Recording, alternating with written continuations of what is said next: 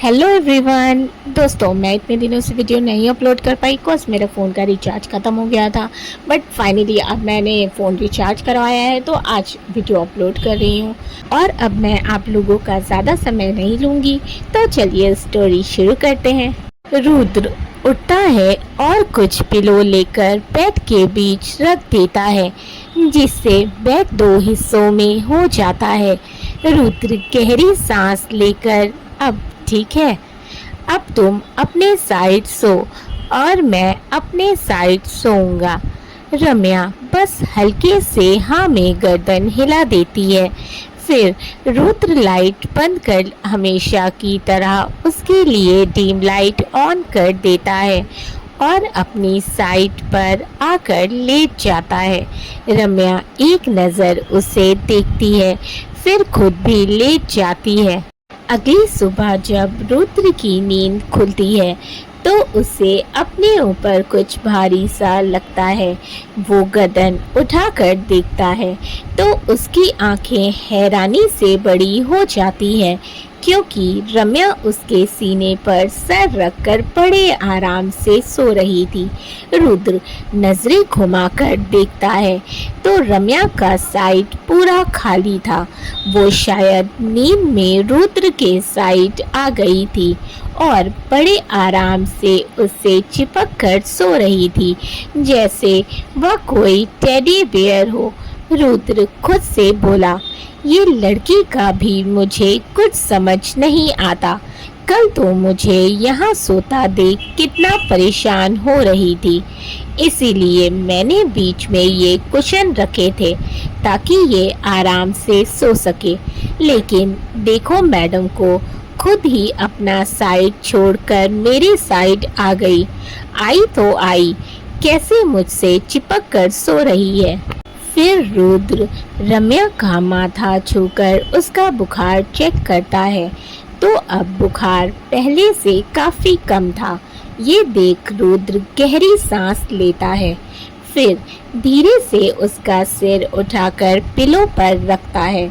रुद्र उठने लगता है, लेकिन रम्या का मंगलसूत्र रुद्र की शर्ट के बटन में फंस गया था, जिस वजह से वो वापस रम्या के ऊपर गिर जाता है और उसके होंठ रम्या की गर्दन पर टच हो जाते हैं। रम्या हड़बड़ाकर अपनी आंखें खोल देती है। रुद्र को खुद पर इस तरह झुका हुआ देखकर उसकी आंखें हैरानी से बड़ी हो जाती हैं। वो जल्दी से उसे खुद से दूर करने लगती है। रुद्र उसे शांत करते हुए बोलता है, एक मिनट रुको, तुम्हारा मंगलसूत्र मेरी शर्ट के बटन में फंस गया है। लेकिन रम्या उसकी बात नहीं सुनती। वो रुद्र को अपने इतना करीब देखकर घबरा गई थी, इसीलिए उसे उसकी बात समझ नहीं आ रही थी। रुद्र थोड़ा गुस्से से बोला, रम्या स्टॉप इट, हिलना बंद करो। तुम्हारा मंगलसूत्र मेरे शर्ट के बटन में फंस गया है। रुक जाओ, पहले मुझे निकालने दो। तब रम्या कुछ शांत होती है। रुद्र अपने शर्ट के बटन से उसका मंगलसूत्र निकालने की कोशिश कर रहा था, लेकिन बीच बीच में उसकी नज़र रम्या के चेहरे पर भी जा रही थी, जो काफ़ी घबराई हुई लग रही थी। रम्या का दिल इतनी ज़ोर से धड़क रहा था जिसे रुद्र भी महसूस कर सकता था। रुद्र की इतनी करीबी से तो बेचारी की सांसें ही अटक पड़ी थी। रुद्र जल्दी से मंगलसूत्र निकाल कर पीछे होता है और तुरंत ही उठकर वॉशरूम में चला जाता है। रम्या सुकून की सांस लेती है और उठकर बैठ जाती है। उसके हाथ खुद ब खुद अपनी गर्दन पर चले जाते हैं। वो खुद से बोली, ये हमें क्या हो रहा है, कैसा एहसास है ये। सर को अपने इतना करीब देखकर तो हमारी सांसें ही अटक गई थीं। वो अपनी आंखें बंद कर लेती है और बेड से टिककर बैठ जाती है। कुछ देर बाद रुद्र फ्रेश होकर आता है तो देखता है रम्या बैठे बैठे ही फिर से सो चुकी थी। रुद्र मुस्कुरा देता है और फटाफट ऑफिस के लिए रेडी होने लगता है। रुद्र रेडी होकर रूम से जाने लगता है, लेकिन फिर पलटकर वापस रम्या की तरफ आता है और रम्या को धीरे से गोद में उठाकर सीधा लेटा देता है और अच्छे से उस पर ब्लैंकेट डालकर कुछ देर उसे यूं ही देखता रहता है। फिर मुस्कुराकर रूम से चला जाता है। नीचे शारदा जी रुद्र को आते हुए देखकर बोली, रुद्र हमारे बच्चे आप आ गए, रूमी कहाँ है? अब उनकी तबीयत कैसी है? रुद्र चेयर खींचकर बैठते हुए बोला, वो अभी सो रही है दादी माँ, अब बुखार पहले से काफ़ी कम हो गया है। वो उठ जाएगी तो उसे कुछ हल्का खिलाकर मेडिसिन दे दीजिएगा। शारदा जी रुद्र को रम्या की इस तरह फिक्र करता देख बहुत खुश होती हैं। कार्तिक और सुमेर के फेस पर भी मुस्कान आ जाती है। शारदा जी आप बेफिक्र होकर जाइए, हम उन्हें दवाई भी खिला देंगे और उनका ख्याल भी रखेंगे। कुछ देर बाद सभी ऑफिस चले जाते हैं। रुद्र अपने कैबिन में बैठा था, लेकिन उसका मन काम में नहीं लग रहा था। उसे अपना कैबिन बहुत खाली खाली आज लग रहा होता है। उसे बार बार रम्या का ख्याल आ रहा था, या यूं कहें कि उसे रम्या की याद आ रही थी। ऐसा नहीं था कि इससे पहले रम्या ने कभी ऑफिस से छुट्टी नहीं ली थी, लेकिन आज कुछ अलग था। रुद्र को रम्या की आदत लगती जा रही थी। उसे आदत सी हो गई थी रम्या को हर वक्त अपने सामने अपने आसपास देखने की। रुद्र साइड ड्रॉर से एक तस्वीर निकालता है जो उसके मॉम डैड की थी। रुद्र अपने मॉम डैड की फोटो देखते हुए बोला, मॉम डैड मुझे आपकी बहू की याद आ रही है। भले ही मैंने उससे शादी सिर्फ दादी माँ और दुनिया वालों को दिखाने के लिए की थी, लेकिन अब मैं खुद उसकी तरफ खींचा चला जा रहा हूँ। आदत सी हो गई है मुझे उसकी। आप दोनों को पता है जिन एहसासों को मैं 5 साल पहले दफन कर चुका था, आज वो एहसास फिर से जग रहे हैं और मैं चाहकर भी उन्हें खुद में उमड़ने से रोक नहीं पा रहा हूँ। ऐसा क्यों हो रहा है मॉम डैड? आपका बेटा कमज़ोर पड़ रहा है एक मासूम सी लड़की के सामने, लेकिन मैं खुद को कमज़ोर नहीं पड़ने देना चाहता। मैं नहीं चाहता कि रम्या मुझसे प्यार करे या मैं उससे प्यार करूं, क्योंकि एक बार मैं प्यार में पड़कर धोखा खा चुका हूं और दोबारा वही धोखा, वही दर्द मैं नहीं बर्दाश्त कर पाऊंगा। डरता हूँ कि अगर बाकियों की तरह वो भी मुझे छोड़कर चली गई तो। नहीं, मुझ में इतनी हिम्मत नहीं कि मैं फिर वही दर्द बर्दाश्त करूं। लेकिन इस बार आपका बेटा कमज़ोर नहीं पड़ेगा डैड। मैं रम्या को खुद से दूर रखूंगा, उसे कभी खुद के करीब नहीं आने दूंगा। मेरे अंदर इतने सालों से जो आग जल रही है वो उससे बिल्कुल अनजान है, बहुत मासूम है।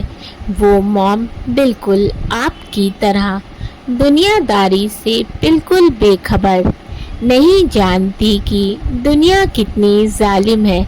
यहाँ हर इंसान 2 चेहरे लेकर घूमता है। अगर वो मेरे करीब आई तो मेरे अंदर की आग जो मेरे अंदर जल रही है उसे भी जलाकर राख कर देगी। इसीलिए उसके लिए यही बेहतर है कि वो मुझसे दूर रहे। रुद्र गहरी सांस लेकर अपनी आंखें जोर से बंद कर लेता है। फिर कुछ देर बाद आंखें खोल अपने मॉम डैड की फोटो पर हाथ फेर कर बोलता है, I love you mom dad, और फोटो को वापस ड्रॉर में डाल देता है। रुद्र फाइलों के ढेर में एक बार फिर खुद को उलझा लेता है ताकि वो रम्या की यादों से थोड़ा दूर रहे। इधर रम्या रूम में बैठी थी। वो नाश्ता कर चुकी थी और दवा भी ले चुकी थी। काफ़ी देर तक सोने की वजह से अब उसे नींद नहीं आ रही थी। रूम में बैठे बैठे रम्या बहुत बोर हो रही थी। वो कुछ सोचकर अपना फ़ोन उठाती है और कुसुम को फ़ोन लगाती है, लेकिन कुसुम फ़ोन नहीं उठा रही होती। रम्या फिर से ट्राई करती है, लेकिन कुसुम उसकी कॉल कट कर दे रही थी। बार बार कॉल कट जाने पर रम्या चिढ़ जाती है और अपने फ़ोन को देखकर गुस्से से बोली, ये कुसुम की बच्ची हमारा फ़ोन क्यों काट रही है? अब ना हम भी इसका फ़ोन नहीं उठाएंगे। तभी रूम का दरवाज़ा खुलता है। शारदा जी अंदर आती हैं। रम्या उन्हें देखकर खड़ी होने लगी।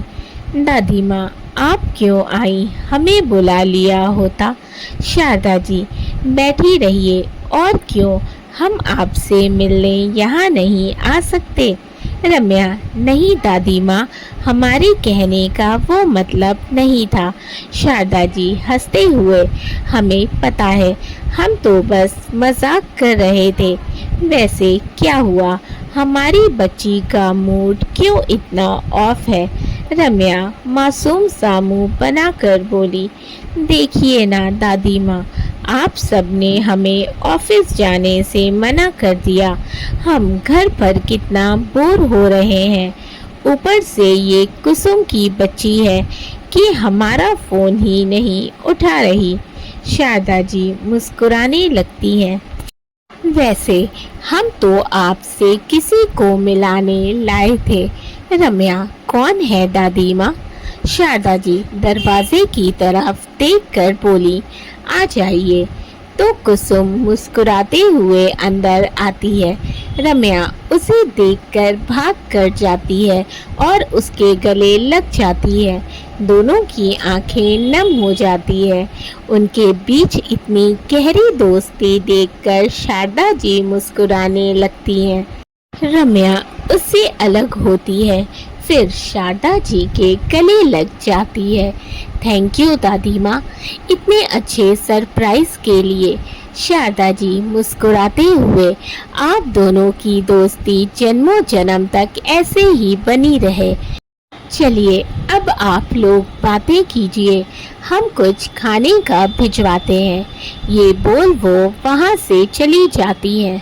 कुसुम रम्या को बैठाते हुए बोली, पहले ये बता कि तेरी तबीयत अब कैसी है? दादी माँ ने मुझे बताया कि तुझे फीवर है। रम्या, अब हम ठीक हैं। वो कल बस थोड़ा सा बुखार हो गया था और कुछ नहीं। अच्छा ये छोड़, पहले ये बता कि फ़ोन क्यों नहीं उठा रही थी तू हमारा? कुसुम हंसते हुए, अरे मैंने सोचा जब मैं तुझे सामने से मिलने आ रही हूँ तो फ़ोन रिसीव करके क्या करती। रम्या गुस्से से उसे देखती है।